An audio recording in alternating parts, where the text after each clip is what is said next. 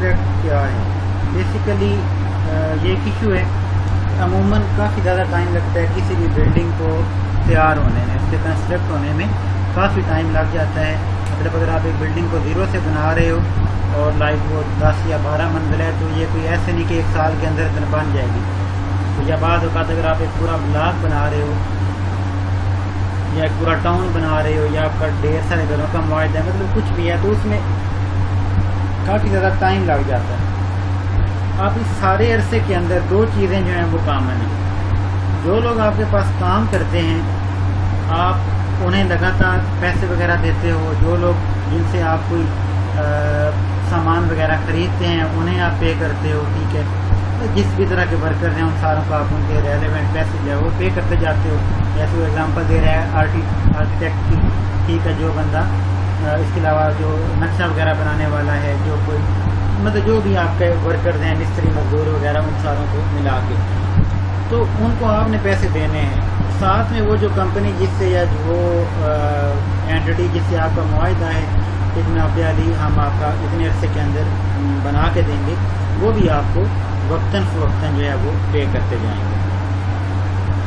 अब प्रॉब्लम क्या है कि अकाउंटिंग तो हर साल में एक साल गुजर गया तो एक साल के बनाती जाती है आपके जो अकाउंट्स हैं। तो वो कहते हैं कि जो इनकम और एक्सपेंडिचर है उस कॉन्ट्रैक्ट के लिए, उसको स्टेटमेंट ऑफ प्रॉफिट या लॉस में कैसे डाला जाए। तो इस चीज़ को डील करता है आपका IAS 11।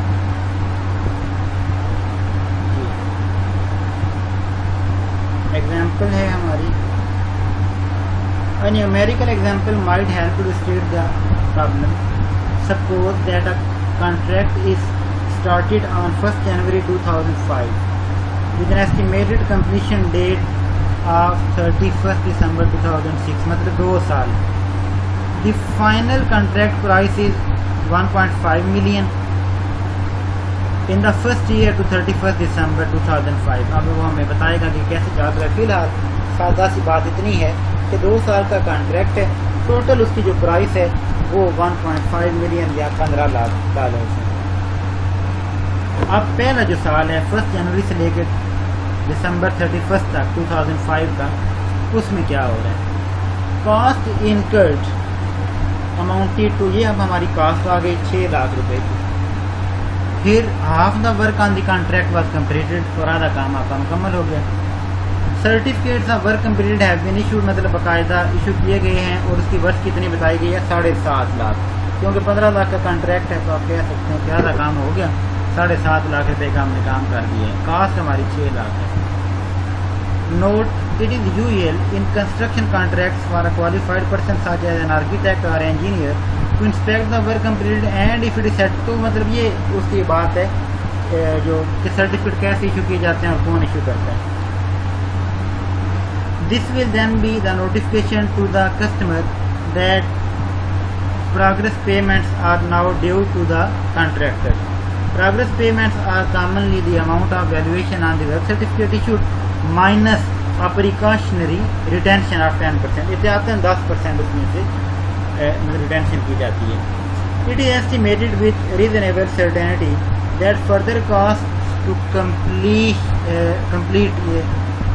टू कंप्लीशन लिखा होगा, बहरहाल ये to complete in 2006 will be $6 lakh. ये आने वाले साल की आपकी तवक्को है कि जनाब आधा काम हो गया, आधा और करना पड़ेगा। 6 लाख रुपए पहले लग चुके हैं, 6 लाख और लगेंगे। तो अब आपसे पूछना चाहता है कि 2005 है, 2005 है, उसमें what is the contract profit and what entries would be made for the contract at 31st December 2005 if दो बातें हैं। अगर तो प्रॉफिट को डेफर कर दिया जाए, जब तक काम खत्म नहीं होता जी हमने रिकग्नाइज नहीं करना, और दूसरा है कि अगर आप प्रोपोर्शन के हिसाब से चलें तो आप कैसे करोगे। तो जी if profits were deferred until the completion of the contract in 2006, the revenue and profit recognized on the contract in 2005 would be nil। वो तो बात ये होगी, डेफर कर दिया तो फिर तो इस साल में इसका कोई ताल्लुक ही नहीं है। and the value of work in progress on 31st December would be 600,000। IS 11 takes the view that this policy is unreasonable. हम बेसिकली इसको फॉलो नहीं करते, ये मैचिंग कंसेप्ट के साथ मैच नहीं करती. Because in 2006 the total profit of 300,000 would be recorded.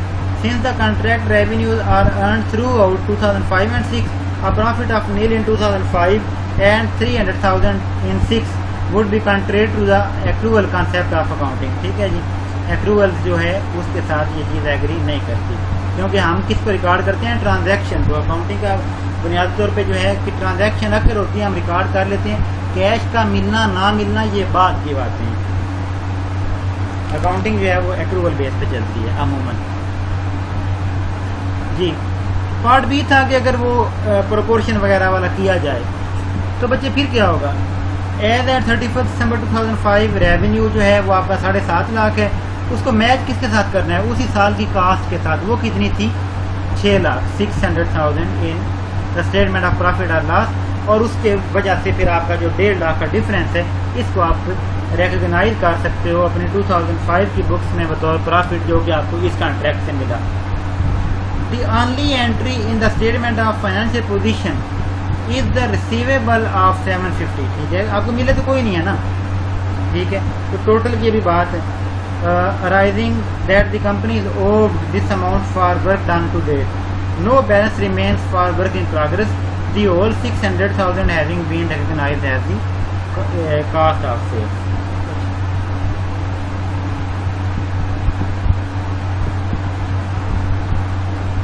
अब ज़रा हम इसमें जाते हैं कि इसके जो डेफिनेशन वगैरह हैं. तो कंस्ट्रक्शन कॉन्ट्रैक्ट क्या है. A contract specifically negotiated for the construction of an asset or a combination of assets that are closely interrelated or interdependent in the terms of the design, technology and function of their ultimate purpose or use. लफ्ज़ कोई ऐसे technical नहीं है कि आप उनको समझ ना सके. मैं मुख्तसरन बता देता हूँ कि कोई भी एसेट के बनाने का जो कॉन्ट्रैक्ट है वो उसको कंस्ट्रक्शन कॉन्ट्रैक्ट आप कह सकते हैं. किसी भी एसेट को ज़ीरो से आप बनाने लग गए, वो जो बनाने का आपका मुआहदा है उसको कंस्ट्रक्शन कॉन्ट्रैक्ट कहते हैं. हाँ, वो कम्बिनेशन ऑफ एसेट्स हो सकता है, जैसे हमने भी बात की कि एक टाउन है, एक पूरा ब्लॉक है, ढेर सारी बिल्डिंग्स हैं, ढेर सारे घर हैं. ठीक है, या ऐसी चीज़ें हैं जो आपस में रिलेटेड हैं. ठीक है, मकसद क्या है, वो पूरे का पूरा कंपनी के जो एक एसेट है, कंपनी जो एक एसेट तामीर करवा रही है, दूसरी कंपनी उसको तामीर करके दे रही है, कंस्ट्रक्ट करके दे रही है. उनकी जो आपस में रिलेशन या इंटरडिपेंडेंस है वो किन किन सेंस में हो सकती है, डिज़ाइन के हिसाब से, टेक्नोलॉजी के हिसाब से, या फिर जिस तरह का उनका इस्तेमाल है अल्टीमेट उसके हिसाब से. The standard differentiates between fix price contract and cost plus contract. Fix price में क्या होगा, a contract in which the contractor agrees to a fix contract price. ठीक है जी, और a fix rate per unit of output which in some cases is subject to cost escalation clauses. मतलब वो बात की बातें हैं कि अगर जी कास्ट वगैरह बढ़ना शुरू हो जाती है, मतलब आज तो एक आइटम है वो हमें मिल ही 10 रुपये का रहा है, तो हम जी आपको उसकी इनपुट जो कि 10 रुपये की है, हम लेबर वगैरह डाल के अपना प्रॉफिट डाल के आपको 16 रुपये का बना के दे देंगे. लेकिन कल को वो चीज़ ही 16 रुपये का, मटेरियल ही 16 का हो जाता है, फिर हमारे लिए मुश्किल हो जाएगा. तो ये इस तरह की क्लासेज अलग से डाली जा सकती हैं. सादा लफ्ज़ों में हम उनसे मुआहदा कर रहे हैं, हम आपको 15 या 16 रुपये की चीज़ बना के दे देंगे. ये फिक्स प्राइस है, हमने पहले से ही तय कर ली, रेट तय कर ली है. Cost plus A construction contract in which the contractor is reimbursed for allowable or otherwise defined costs. जो खर्चे आएंगे वो तो हमने देने ही देने हैं. ठीक है, plus percentage of these cost are a fixed fee. हम उन्हें कहते हैं यार आपका मटेरियल इतने का है, हम आपको दे देंगे, आपकी लेबर इतने पैसे लेती है, हम आपको दे देंगे. ये तो आपके खर्चे हो गए, क्योंकि आप हमें काम करवा के दे रहे हो, आप इसके मतलब हो करता धरता हो. ठीक है, तो हम आपको परसेंटेज कास्ट की या तो दे देंगे या कोई फिक्स फ़ी आप तय कर सकते हैं. यानी कि बस इसमें और उसमें इतना फ़र्क है. वहाँ पे आपने 16 रुपये की बात तय कर ली थी कि 16 रुपये में बना के देंगे अनलेस सिचुएशन चेंज हो जाए. यहाँ पे आप उन्हें कहते हो कि जी चीज़ बनेगी, जो बनेगी वो पैसे तो ऑलरेडी आपने देने हैं, हमें क्या बचा, हमें आप उसका प्रॉफिट देंगे या हमारी फ़ीस है, सपोज हम कहते हैं 5 रुपये पर यूनिट हमारी फ़ीस है, वो आपने हमें देनी ही देनी है. कुछ एग्जांपल है उसकी किस किस तरह के हो सकते हैं. ब्रिज है, सीरीज ऑफ इंटरलेटेड एसेट्स है, ऑयल रिफाइनरी वगैरह, ठीक है, डिफरेंट तरह की। अमूमन बहरहाल इसका ताल्लुक बिल्डिंग के साथ है, छोटी चीज़ों के साथ नहीं है। छोटी चीज़ तो 1 साल के अंदर ही बन जाती है, उसको इतने ज़्यादा आपका इशू नहीं आता। तो जो हैवी किस्म की बिल्डिंग्स हैं उनका ये प्रॉब्लम होता है कि वो काफ़ी टाइम ले जाती हैं। जैसे आपको गुजरांवाला वाला पुल था, तो वो शहबाज शरीफ साहब ने जो 5-6 सालों में जाके बनाया था, जबकि उसी दौरान उन्होंने जो लाहौर में कलमा चौक का था वो 3-4 माह में बना दिया था, ठीक है। एनीवे मकसद ये है कि वो अब आपका कितने अरसे का मुआहदा है किसी फर्म के साथ, उसके हिसाब से वो चलता है जी। Combining and segmenting construction contracts, the standard lays out the factors which determine whether the construction of a series of assets under one contract should be treated as several contracts। ढेर सारे डिफरेंट एसेट हैं जो हमने बनाते जाने, मुआहदा सारा है, लेकिन वो हैं कई तरह के। मतलब एक पूरी सीरीज है, एक एसेट कंप्लीट हो जाएगा, फिर हमें अगला बनाना है, फिर अगला बनाना है। जैसे एक टाउन हम बना रहे हैं, उसमें हमने 20 घर बनाने हैं, तो हर घर सेपरेबल है ना जी, तो वो सीरीज ऑफ एसेट्स कहलाएगा। तो the standard lays out the factors which determine कि वो whether the construction of a series of assets under one contract should be treated as several, कि उसको डिफरेंट कॉन्ट्रैक्ट माना जा सकता है कि कई तरह के कई कॉन्ट्रैक्ट हैं या कि एक ही मानना पड़ेगा। तो उनमें फैक्टर्स कौन से हैं जी? सेपरेट प्रपोजल्स, अगर तो हर एक के लिए प्रपोजल अलग अलग, हमने कहा जी ये घर इतने साइज का है, अब हमें कितने का बना के दोगे, फिर हमने दूसरे घर की बात की, फिर तीसरे की बात की, अगर तो अलग अलग बात हो रही है। सेपरेट निगोशिएशन आर अंडरटेकन, जाहिर है वो जब अगर प्रपोजल अलग है या उसकी जो डिस्कशन है वो अलग है, ठीक है। Identifiable cost and revenue can be separated from each other, और उनकी जो कास्ट और रेवेन्यू है ना उन पर्टिकुलर एसेट्स के, उनको भी हम अलग से मतलब आइडेंटिफाई कर सकते हैं। There are also circumstances where a group of contracts should be treated as one single construction contract। ये तो ऊपर था जब हमने एक किया कॉन्ट्रैक्ट, लेकिन उसको कंसीडर हम कई कॉन्ट्रैक्ट कर सकते हैं इन 3 वजूहात की बिना पे। नीचे क्या हम बात कर रहे हैं कि ग्रुप ऑफ कॉन्ट्रैक्ट्स है, लेकिन हम उसको एक ही कॉन्ट्रैक्ट समझेंगे। वो कब है कि सारा जो ये कॉन्ट्रैक्ट है वो एक सिंगल पैकेज के तहत हमने किया, ठीक है। यानी कि अगर आप कोई एक क्लास पूरी नहीं करोगे तो दूसरी फिर ऑटोमेटिकली हम कैंसिल कर देंगे। तो हालांकि वो काम अलग है, ये काम अलग है। मसलन एक कॉलेज है तो वो आपको आर्ट्स भी ऑफ़र करता है, आपको कंप्यूटर का कोर्स भी ऑफ़र करता है, और साथ में आपको कोई डिग्री भी ऑफ़र करता है, और उन तीनों की एक प्राइस आपको ऑफ़र कर देता है। तो हमने पढ़ने तो अलग अलग हैं, अलग अलग टाइम में पढ़ने हैं, लेकिन बेसिकली पैकेज जो है वो एक ही है।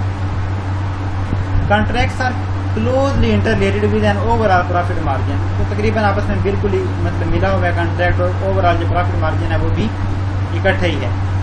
The contracts are perform concurrently और इन अ सिंगल सीक्वेंस, इकट्ठा ही सारा काम शुरू होना है, एक ही दफ़ा में शुरू होना है, एक ही दफ़ा में ख़त्म हो जाना है। तो इस तरह का जो ग्रुप ऑफ कॉन्ट्रैक्ट है उसको आप सिंगल कॉन्ट्रैक्ट के तौर पर यूज़ करें। ये आपको यूँ आ सकता है, MCQ टाइप में ये चीज़ें पूछी जा सकती हैं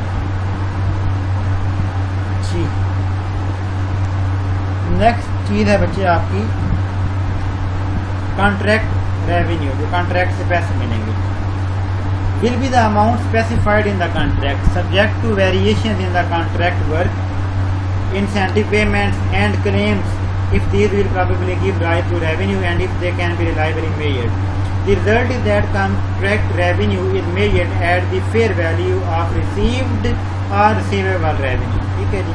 उसको जो पैसे मिल चुके या जो मिलने हैं उनकी फेयर वैल्यू के ऊपर कॉन्ट्रैक्ट रेवेन्यू को रिकॉर्ड किया जाएगा। The standard elaborates on the types of uncertainty which depend on the outcome of future events। Future तो बच्चे कुछ भी हो तो उसमें सर्टेनिटी कोई नहीं होती है। फ्यूचर जो है आने वाले जो सालों की बात जब हम करते हैं तो बंदे का एतबार कोई नहीं, तो जो मुआहिद के कर रहे हैं उनका क्या एतबार होगा, लाइफ का कोई एतबार नहीं है। तो इसलिए फ्यूचर अपनी ज़ात में ही एक अनसर्टन सी चीज़ है। तो the standard elaborates on the types of uncertainty, किस तरह के मामला जो हैं वो फेस करने पड़ सकते हैं अनसर्टेनिटी के हिसाब से, और विच depend on the outcome of future events, that affect the measurement of contract revenue, contract के रेवेन्यू को मेजर करने में वो फिर असरअंदाज होते हैं।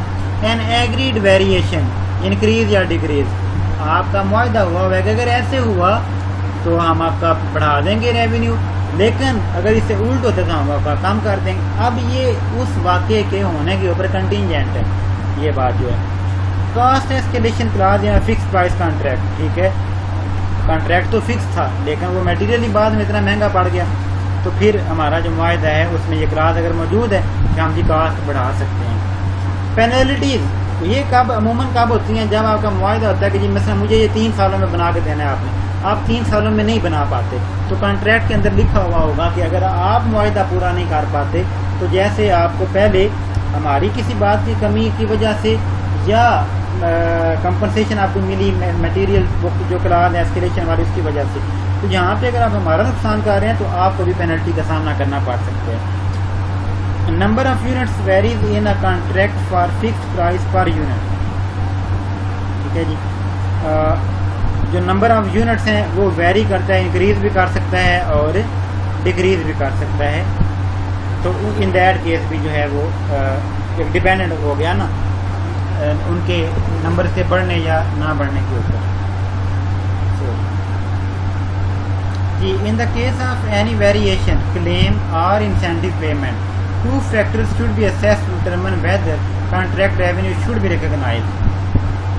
Whether it is probable that the customer will accept the variation or that the contract is sufficiently advanced that the performance criteria will be met. ठीक है, ये पहली शर्त है कि वो probable हो कि कस्टमर एक्सेप्ट कर लेगा या कम अज़ कम जो आप कह रहे हो कॉन्ट्रैक्ट उस लेवल पे पहुंचा हुआ है कि उनको मानना पड़ जाए, यानी कि जो क्राइटेरिया उसको वो मीट कर दें। Whether the amount of the revenue can be made reliable, इसको तो आप ऐसे सावधान में पक्का कर रहे हैं। रिलायबल मेजर करने का जो कंसेप्ट है, अगर रिलायबल चीज़ मेजर नहीं होती तो उसको तो बुक्स में रिकॉग्नाइज ही नहीं किया जा सकता जी। ये था रेवेन्यू। अब cost, contract cost consist of cost relating directly to the contract, जो उस मुआहदे के साथ डायरेक्ट हैं। Cost attributable to general contract activity which can be allocated to the contract, such as insurance, cost of design, technical assistance, not directly related, ठीक है। इस तरह की चीज़ें जिसको आप यार कास्ट अकाउंटिंग में फैक्ट्री ओवरहेड कहा करते थे, ऊपर वाला अगर डायरेक्ट मटेरियल के तौर पर लिया जाए, डायरेक्ट कास्ट के तौर पर लिया जाए तो इसको हम बतौर जो इनडायरेक्ट हमारी कास्ट उनके तौर पर ले सकते हैं, लेकिन जाना तो उधर ही है, एलोकेशन तो करनी पड़ेगी। Any other cost which can be charged to the customer under the contract, which may include general administration cost and development cost, ठीक है।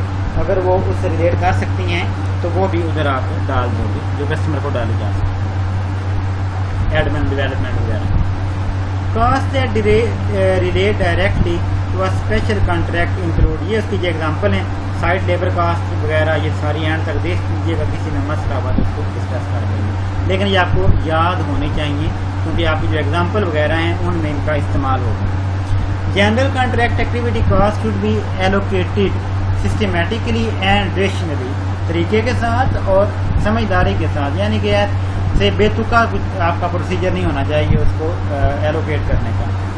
And all cost with similar characteristics should be treated consistently, consistency का concept आ गया। The allocation should be based on the normal level of construction activity. Borrowing costs may be attributed in this way. तो हम पढ़ चुके हैं इसमें बिक्री वगैरह, उसमें ये शर्तें मौजूद हैं कब उनको रिलेट किया जा सकता है एसेट के साथ। Some costs cannot be attributed, ये बच्चे याद रखने की चीज़ें हैं। To contract activity and so the following should be excluded, ये आपकी जब वर्किंग होगी ना छोटी सी उसकी, तो कौन सी बातें हैं जो कि कॉन्ट्रैक्ट की कास्ट में शामिल नहीं करनी, ऊपर वाली शामिल करनी है, ठीक है। ये वाले जो आप बोलने लगे हैं इनको नहीं करना। General administration cost unless reimbursement is specified in, अगर तो वो मुआहदा है कि भाई वो हमें रीइंबर्स करेंगे फिर तो हम इनको डाल सकते हैं, अदरवाइज नहीं डाली जा सकती। सेलिंग कास्ट नहीं डाली जा सकती। R&D अगेन इसमें अगर रीइंबर्समेंट है तो फिर ठीक है, अदरवाइज नहीं डाली जा सकती। Depreciation of idle plant and equipment, depreciation तो वैसे ही काफ़ी ज़्यादा सब्जेक्टिव इशू है, तो यहाँ पर भी जो आपका सामान फारिग पड़ा है उसकी कम से कम डेप्रिसिएशन आप उसको यहाँ पर इसकी कास्ट में शामिल नहीं कर सकते।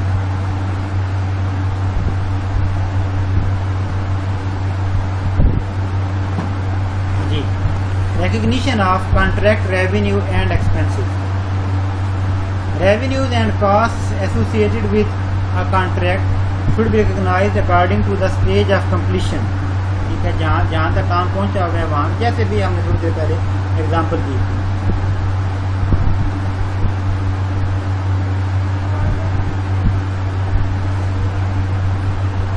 At the end of the reporting period, but only when the outcome of the activity can be estimated reliably. हमारे पास वहाँ पे रिलायबल मेजर था. हमारी शुरू वाले एग्जाम्पल में जो वो 6 लाख था, जो 15 लाख था, वो सारा कुछ रिलायबल मेजर हो सकता था. अगर ना हो तो फिर इसको नहीं कर सकते. और इसी मेथड का नाम क्या है? Percentage of completion method. If a loss is predicted on a contract then it should be recognised immediately in full. लेकिन प्रूडेंस आपसे रिक्वायर करती है, जाहिर है कि अगर नुकसान हो रहा है तो आप उसको फौरन फुली जो है वो रिकॉग्नाइज करोगे. A reliable estimate of outcome of a construction contract can only be made when certain conditions have been met. ठीक है, वो कौन सी हैं जी? फिक्स प्राइस में अलग हैं, कास्ट प्लस में अलग हैं. फिक्स प्राइस में क्या है? Probable that economic benefit of the contract will flow to the entity. Total contract revenue can be reliably measured. Stage of completion at the period end and cost to complete, वो भी reliably measure हो सके, कितना काम हो चुका, कितना अभी और cost आएगी. Costs attributable to the contract can be identified clearly and be reliably measured. बच्चे यहाँ पर अगर मैं कहूँ तो मुख्तसरन जो बात हो रही है वो दो शर्तें सामने आ रही हैं. एक तो फ्यूचर वो बेनिफिट्स वाली होगी ना, दूसरी है रिलायबली मेजर करने की. चाहे वो कास्ट ऑफ कंप्लीशन है, चाहे वो स्टेज ऑफ कंप्लीशन है. ठीक है जी, तो उसको रिलायबली अगर मेजर कर सकते हैं तो ही बुक्स में आएगा. ये कास्ट प्लस कॉन्ट्रैक्ट्स में क्या है? Probable that economic benefit of the contract will flow to the entity. पहली वही शर्त है. और अगेन क्लियरली आइडेंटिफाई हो सकती हैं कास्ट और रिलायबली मेजर हो सकती हैं. ठीक है जी, तो फिर ही आएगा. We can summarize the treatment as follows. Summary क्या है, बेसिकली मेथड क्या है, यहाँ पे थोड़ा ज़्यादा ध्यान से अंडरस्टैंड करें. Recognize contract revenue as revenue in the accounting period in which the work is performed. जिस अरसे में वो काम किया उस अरसे के हिसाब से इसको रिकॉग्नाइज करें, उतना रिकॉग्नाइज करें. Recognize contract costs as an expense. Again उसी पीरियड में जिसमें वो काम हुआ था. Any expected excess of total contract cost over total contract revenue should be recognized as an expense immediately. Expected है ये कि हमारा खर्चा ज़्यादा हो जाएगा, उतना रेवेन्यू नहीं है, लेकिन चूँकि एक्सपेक्टेड है, वही बात आ गई प्रोबेबिलिटी वाली, तो ये आपका जो है आपने इसको रिकॉग्नाइज करना है. वही असूल है IAS 37 वाला, जिसमें आपने कहा कि अगर वो आपको फेस करना पड़ता है कंटीजेंट लायबिलिटी जैसे थी, कि अगर आपको प्रोबेबल है कि नुकसान हो जाएगा तो आप उसको बुक्स में रिकॉग्नाइज करते हो. Any cost incurred which relate to future activity should be recognised as an asset if it is probable that they will be recovered. कोई भी ऐसी कॉस्ट जिसका ताल्लुक तो फ्यूचर के साथ है, लेकिन हमें ये तवक्को है कि ये कॉस्ट हमारी रिकवर हो जाएगी. Such as unused inventory of material which can be used on another contract. कुछ सामान लाए थे आप, लेकिन अब आपके पास पड़ा हुआ है और आपको ये है कि चलो यहाँ काम ना आया तो आगे आ जाएगा. ज़ाहिर है बच्चे हमारा एसेट है वो. Where amounts have been recognised as contract revenue but their collectibility from the customer becomes doubtful, such amount should be recognised as an expense. बिल्कुल जैसे पहले आप बैड डेट के साथ करते हैं कि आपको लगता है कि नहीं पैसे मिलेंगे तो आप उसको बुक में बतौर एक्सपेंस जो है वो रिकॉर्ड करते हैं इनकम स्टेटमेंट में.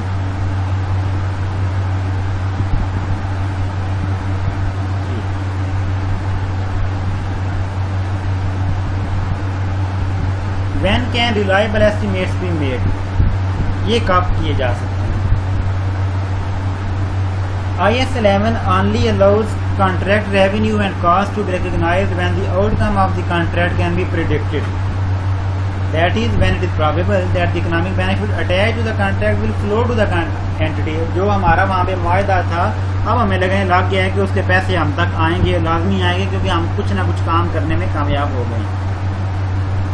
IAS 11 states that this can only be when a contract has been agreed, ठीक है, which establishes the following: the enforceable rights of each party in respect of the assets to be constructed. दोनों parties का क्या rights हैं? The consideration that is to be exchanged, वो इसके बदले में क्या देंगे और ये उसके बदले में क्या देंगे, मतलब बनाने वाले क्या देंगे और जो बनवा रहे हैं वो क्या देंगे। Term and manner of settlement, और ये भी आप शुरू में डिसाइड करोगे उस कॉन्ट्रैक्ट के अंदर कि भाई हमारे जो रोज़मर्रा, क्योंकि 3 साल काफ़ी अर्सा है, 3 साल हमारी एग्जाम्पल में चल रहा है, उससे ज़्यादा भी हो सकता है, थोड़ा कम भी हो सकता है। तो इस दौरान वो आपस में किस तरीके से डील करेंगे और जब कॉन्ट्रैक्ट ख़त्म हो जाएगा तो ये जो सारे पैसों का लेन देन है ये कैसे होगा। In addition the entity should have an effective internal financial budgeting and reporting system in order to review and revise, ताकि इनको खुद को भी तो पता हो ना कि यार हमने फर्ज करो 12 लाख में कहा हुआ है कंप्लीट करेंगे तो 12 में हो भी जाएगा, कंप्लीट का नहीं होगा। तो ये भी अपना जो है वो अच्छे तरीके से मेंटेन रखें सिस्टम को। नेक्स्ट है बच्चे कि स्टेज ऑफ कम्प्लीशन कैसे डिटरमिन की जाए। तो पहले तो ये है कि जब आप कॉस्ट का अंदाज़ा लगाया हुआ है तो वो कहता है प्रोपोर्शन ऑफ कॉन्ट्रैक्ट कॉस्ट जो है ना उनको जब आप फाइंड आउट कर सको कि अब इतना तकरीबन हो चुका है, इतना खर्चा हो चुका, तो आपको रीज़नेबल अंदाज़ा हो सकता है कि तकरीबन इतना काम भी कंप्लीट हो चुका होगा। दूसरा तरीका ये है कि आप फिज़िकली सर्वे करें, जाके चेक करें भाई काम कितना था, कितना हो गया। उससे मुराद है कि जो बंदा उसका एक्सपर्ट हो ना, जो उस चीज़ को अंडरस्टैंड करता हो कि ये काम कितना हुआ हुआ है, ये किस तरह का मुआहदा है। बाद लोग जो है बाद जगहों पे ढांचा जो होता है वही सारा कुछ होता है कि ये बन गया तो चलो काम कंप्लीट हो जाएगा। बाद जगहों पे ढांचा कोई मुश्किल काम नहीं होता, जो आगे फर्निशिंग होती है वो ज़्यादा होती है, तो वो कोई एक्सपर्ट ही बता सकता है कि कितना हो गया और कितना हमारा अभी रहता है। Physical proportion of the contract work completed, जाके फिजिकली आप चेक कर लो कि कितना कंप्लीट हो। ये बच्चे एग्जाम्पल, ये स्टेज ऑफ कंप्लीशन की एग्जाम्पल है। C company have a fix price contract, पहली शर्त बात आ गई फिक्स प्राइस कॉन्ट्रैक्ट है। The initial amount of revenue agrees 220 million, वायदा है 220 मिलियन उन्होंने हमें पे करना है। At the beginning of contract on 1 January 2006 the initial estimate of the contract cost is 200 million. हमें हमारा अंदाज़ा है कि 200 मिलियन का खर्चा है, 220 मिलियन हमारा तय हुआ, चलो हमें 20 मिलियन जो है वो इंशाल्लाह मिल जाएगा। तो लेकिन ये तो बात थी साल के शुरू की, साल चला, साल खत्म हुआ, हमारा अंदाज़ा अब ये है कि 200 मिलियन में काम नहीं होगा, 202 मिलियन में होगा। During the 2007 the customer agrees to a variation, ठीक है, क्योंकि हम उन्हें बता रहे हैं कि भाई ये जो कास्ट है ये तो बढ़ रही हैं, तो ये तो हमें तो महंगा पड़ रहा है, जो आपका सिस्टम है ये हमें तो महंगा पड़ रहा है। तो वो मतलब वो वेरी करने पर तैयार हो गए हैं कि वो हमें निस्बतन थोड़ा सा जो रेवेन्यू है पहले से ज़्यादा देंगे। तो which increase expected revenue from the contract bye 5 million, यानी अब वो हमें 225 मिलियन पे करेंगे और उसकी जो कास्ट है वो पहले से हमारी अब 3 मिलियन जो है वो बढ़ गई है।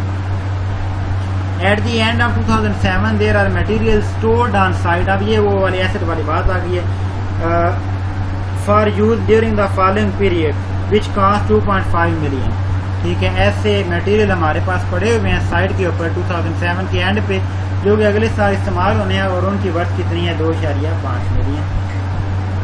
C company have decided to determine the stage of completion of the contract by calculating the proportion that contract cost incurred for work to date bear the date as estimated total contract cost। इन्होंने वो पहले वाले method को दिया, ये वाला जो ऊपर था ना प्रोपोर्शन ऑफ कॉन्ट्रैक्ट कॉस्ट वाला। The contract cost incurred at the end of each year was 2006 के एंड पे 52.52, 2007 के एंड पे 154.2 जिसमें स्टोर वाला मटेरियल शामिल है, और 2008 के एंड पे 205 मिलियन। तो कहता है कि calculate the stage of completion for each year of the contract and show how revenues cost and profit will be recognised. काफ़ी अच्छी एग्जांपल है, इंशाल्लाह हमें इसमें से काफ़ी कुछ जो है वो समझ आ जाएगा। तो कहते हैं हम समराइज कैसे कर सकते हैं कि जो हमारा पहला साल था ना जी, उसमें जो रेवेन्यू एग्रीड है वो 2,20,000 है, वो इतना ही रहा है। लेकिन 2007 में हमारा मुआहदा हुआ वो बढ़ गया 2,25,000 पे चला गया। ठीक हो गया। टोटल ये टोटल क्या है, ये हर साल का नहीं है, ये just at that year and के कितने रेवेन्यू का मुआहदा मौजूद था, ये आपकी अंडरस्टैंडिंग के लिए। अच्छा, टू डेट अब ये उस साल की और उस साल तक, यानी कि 2006 में कॉन्ट्रैक्ट कास्ट इनका टू डेट जो है ना वो उसके एंड तक वो कितनी है, 52,520। और हमारी तवक्को क्या है कि अभी हमारा, क्योंकि उसको था ना 2,02,000 लगेगा, तो 1,49,480 और लग जाएंगी। ठीक है। तो जो हमारे हिसाब से उस वक्त है आपका एस्टिमेटेड प्रॉफिट वो कितना है, 18,000। ठीक है। तो यहाँ पे अगर आप 2,02,000 को, एक सेकंड मैं कैलकुलेटर पे इसको करता हूँ।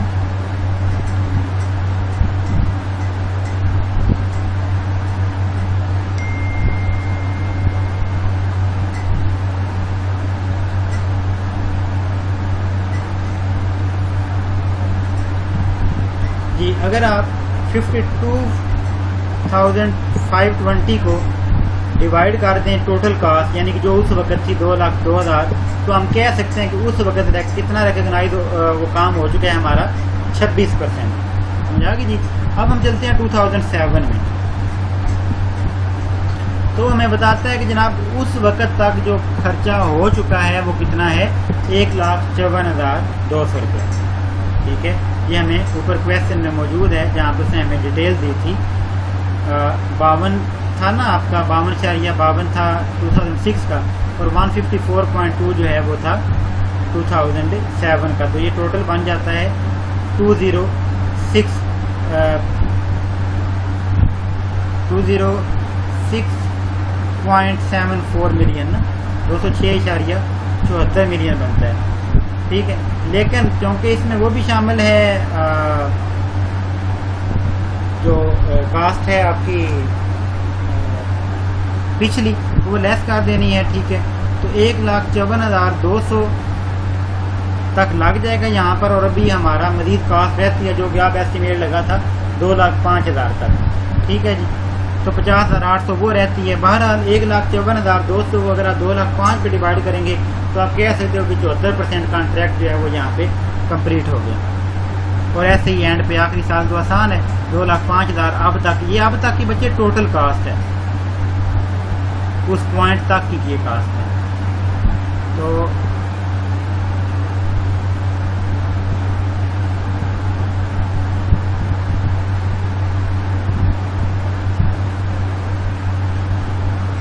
टू डेट, उस डेट तक का ये खर्चा है ना। तो उसके बाद बच्चे आपका 2,05,000 है। ठीक है। वो 2,05,000 पे डिवाइड होगा, तो हम कह सकते हैं कि 2008 के एंड पे 100% जो काम है वो कंप्लीट हो गया। मैंने आपको इसकी वजाहत कर दी है, जो बातें यहाँ पे लिखी हुई हैं। तो हम जरा नीचे चलते हैं, जो अगला हिस्सा है हमारा रेवेन्यू, एक्सपेंस और प्रॉफिट वाला। 2006 में क्योंकि 26% कंप्लीट है, तो हम 26% रेवेन्यू का भी ले लेते हैं, 26% 2006 की कास्ट का भी ले लेते हैं। तो हम ये कह सकते हैं कि उस वक्त 4,680 रुपये हमारा प्रॉफिट था। ठीक हो गया जी।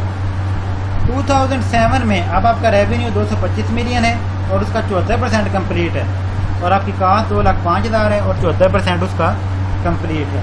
ठीक है जी। तो 14,800 रुपया जो है वो आपका प्रॉफिट बनता है उस हिसाब से, और एंड पे जो है वो आपका जो वो 20,000 है ना, यानी ये बेसिकली मिलियंस में है, तो एंड पे जाएगा। अब यहाँ पर ये है कि वो वहाँ तक पहुँचते कैसे रिकॉर्ड करना है। ठीक है। तो यानी कि उस साल तक पहुँचते उसको किस तरीके से आपने रिकॉर्ड करना है।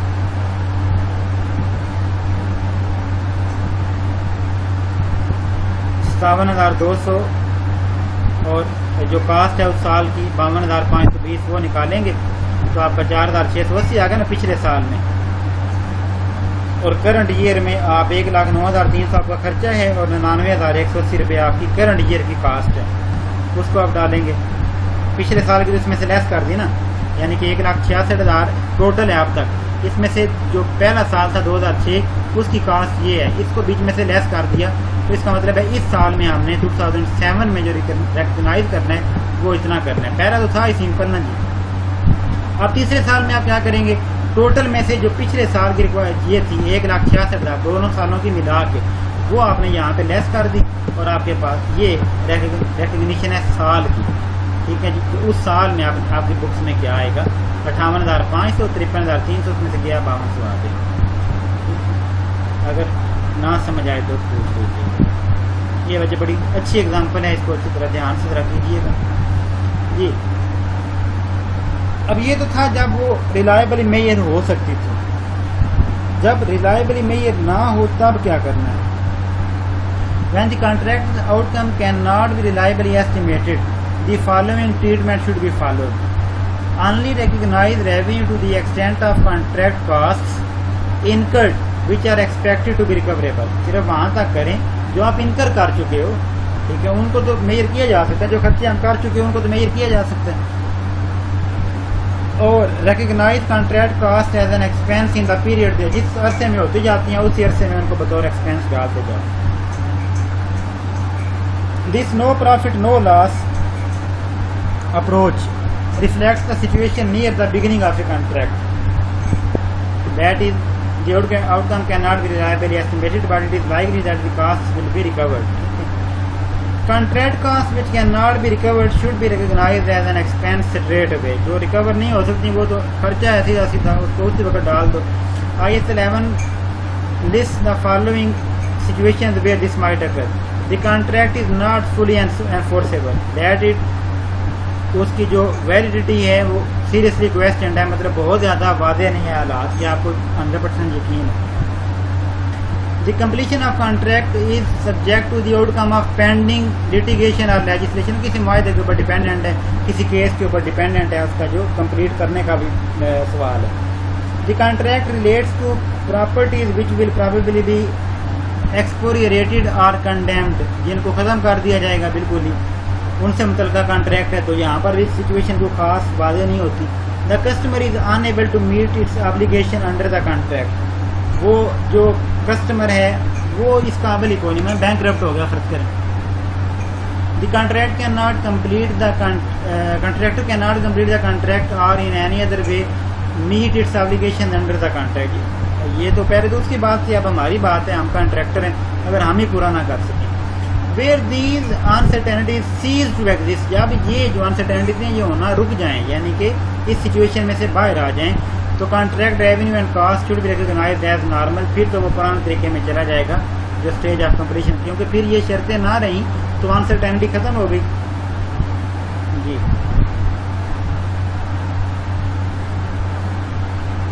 लास्ट का असूल वही है बच्चे, उसको फौरन आपने रिकॉग्नाइज करना है जो ही आपको उसका अंदाजा होता है। The effect of any change in the estimate of contract revenue or costs or the outcome of a contract should be accounted for as change in accounting estimates, जो आपने IAS 8 में पढ़ा था। आपको पता है एस्टिमेट जो हैं वो आने वाले सालों पे अप्लाई होते हैं, रेट्रोस्पेक्टिवली अप्लाई नहीं होते। ये अब आपका जो दोनों स्टैंडर्ड्स का नॉलेज है, डिफरेंट स्टैंडर्ड जो आपने पढ़ चुके हैं, वो आपको इस काबिल होना चाहिए कि आप उनको ज़हन में आपके मौजूद हो। ये आप चेंजेस इन एस्टिमेट की एग्जांपल है बच्चे। The example below shows the effect of a change in estimate of costs on the figures that appeared in the statement of profit or loss and other comprehensive income statement of financial position. B company enters into a 3-year contract. Revenue 20,000 है, cost जो तवक्को है वो 16,000 है। However, during year 2, management revises its estimate of total cost incurred and thus the outcome of contract as a result. During year 2, a loss is recognized on the contract for the year, even though the contract will be profitable overall. मसलन estimated revenue था 20,000 और estimated total cost थी 16,000, तो 4,000 की तवक्को थी। बाद में आपको लगा कि नहीं, कास्ट 18,000 रुपये आएगी, ठीक है, तो वहाँ पे आपका टोटल प्रॉफिट 2000 रह जाएगा, और एंड पे भी यानी कि दो बाद में, जैसे हमारी पिछले एग्जांपल में हमारा एस्टिमेट चेंज हुआ था। तो अब तक जो कॉस्ट इनकर हो चुकी है ना ईयर 1 में वो 8000 थी, और जाहिर है कि 16000 अगर टोटल था तो परसेंटेज ऑफ कंप्लीशन उसकी 50% है। तो वो कहता है कि हमें प्रॉफिट या लॉस भी जो है वो भी 50% जो है वो रिकॉग्नाइज कर लेना चाहिए अपनी बुक्स में, क्योंकि वही मेथड जो है बच्चे आपका जो अभी हम थोड़ी देर पहले फॉलो किया। ईयर 2 में क्या हुआ जनाब, आपकी जो टोटल कॉस्ट अब तक लग गई वो 13500 है। टोटल जो अब तक लग गई वो कितनी है 13500, लेकिन एस्टिमेट चेंज हो गया तो अब 13500 को 18000 पे डिवाइड करते हो वो 75% आ गया। तो अब आप उसको लेते हो दोनों का 75%, ठीक है, यानी कि रेवेन्यू का भी और अपने कास्ट का भी। तो आपको लॉस आ जाता है 500 का। लिहाजा आप क्यूमुलेटिव जो करंट पोजीशन है वो कितनी रह गई, 2000 में से 500 गया तो 1500 रह गया। जब साल खत्म होगा तो 100% आपका अब आ गया 18000 रुपया कास्ट आएगी, 20000 रुपया पूरा रेवेन्यू आएगा, उसमें से 18000 टोटल गया तो आपका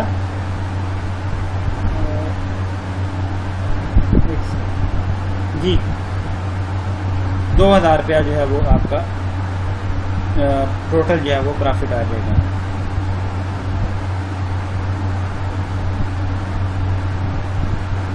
प्रोग्रेस बिलिंग की है जी 8000, 8000 और 4000 की, मतलब हमने उनको पहले साल 8000 का बिल भेजा, फिर 8000 का, फिर 4000 का।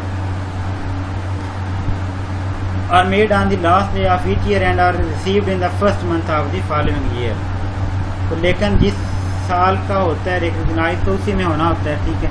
तो कॉस्ट इनकर्ड आपकी 8000 है, रिकग्नाइज प्रॉफिट आपका 2000 है, रिकग्नाइज लॉस पहले साल में कोई नहीं है, जो प्रोसेस बिलिंग है वो 8000 की है, यानी कि जो प्रोग्रेस बिलिंग है तो वो उसमें से लेस कर देंगे तो आपके पास कितना आ गया, जो प्रॉफिट है या अमाउंट एसेट या लाइबिलिटी की तरफ रिकग्नाइज होनी है वो 2000 रुपये आ गई। दूसरे साल में 13500 की कॉस्ट इनकर्ड है, जो रिकग्नाइज प्रॉफिट है वो 2000 है, जो लॉस है वो 500 है, ठीक है। तो जो प्रोग्रेस बिलिंग है अब तक की 8 और 8 16,000 रुपया, तो टोटल में से ये लेस करोगे तो आपके पास 1000 का लॉस आ गया। और जो ईयर 3 है उसमें आपकी 18,000 कॉस्ट इनकर्ड है और आप तक जो है, ठीक है जी। और जो रिकग्नाइज प्रॉफिट है वो 2500 था, हमने ऊपर निकाला 2000 और 500 जो था। तो जो रिकग्नाइज लॉस था पिछले साल से जो आ रहा था वो 500 था अब तक का, और प्रोग्रेसिव बिलिंग जो है 8 और 8 16 और 16 और 4 20, ठीक है। तो ओवरऑल कुछ फर्क नहीं है, 0 है। ये जस्ट ओवरऑल एक ना, ये उसने एग्जांपल लिखी हुई थी, बेसिकली इलस्ट्रेशन है, ठीक है, एक समझाने की ट्राई है कि ये किस तरीके से इसकी वर्किंग है। ये इस सेक्शन की समरी आ गई बच्चे, इसको अब आपने खुद ही देखना है, आपको बता दिया, फार्मूला दें, देख लीजिएगा कैसे करने हैं। आगे चलते हैं, summary of accounting treatment. The following summarises the accounting treatment for a long term contract, make sure that you understand it. Statement of profit और लॉस।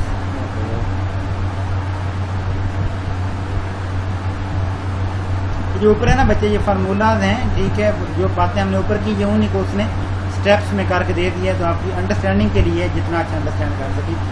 अब हम आ रहे हैं स्टेटमेंट ऑफ प्रॉफिट और लॉस, रेवेन्यू एंड कॉस्ट। ये जो हमने ऊपर ट्रीटमेंट पढ़े ना, ये उनकी आप समरी है। Sales revenue and associated cost should be recorded in profit और loss as the contract activity. जो जो प्रोग्रेस करती जाएगी जो डालते जाएंगे। Include an appropriate portion of total contract value, again वो भी आपके एस्टिमेट के हिसाब से है कितना डालना है। The cost incurred in reaching that stage, जाहिर है वहाँ पर भी हमने परसेंटेज यूज की। सेल्स रेवेन्यू इज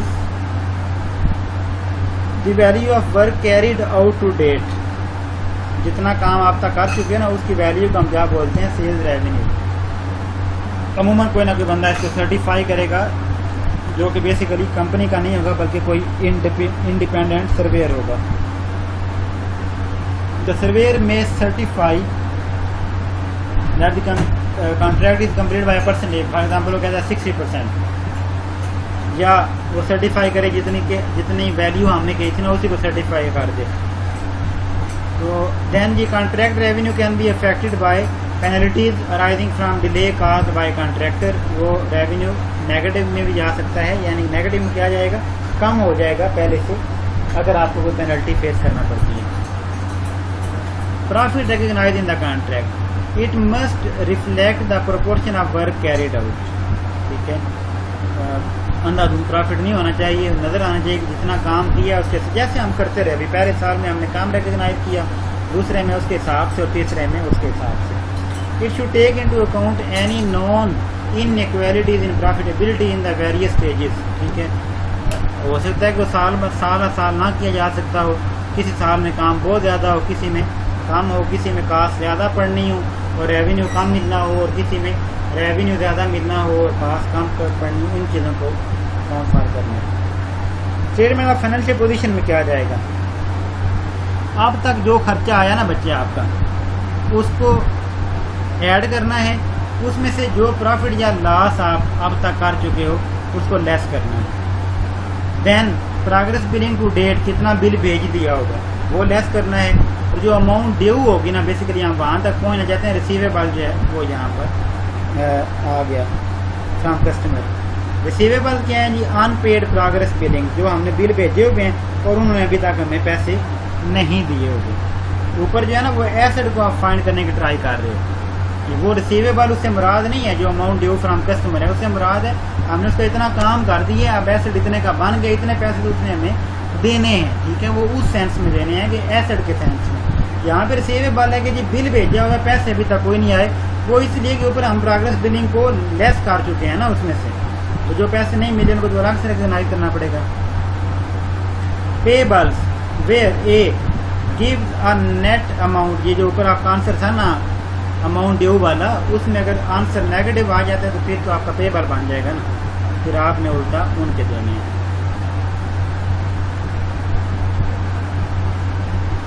जी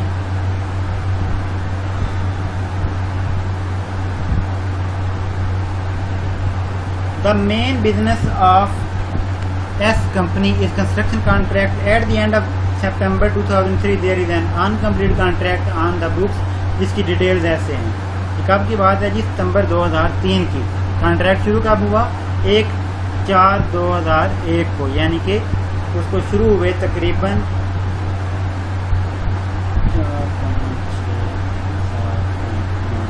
2.5 साल हो गए, यानी कि 1/4/2001 से लेके सितंबर 2003 तक।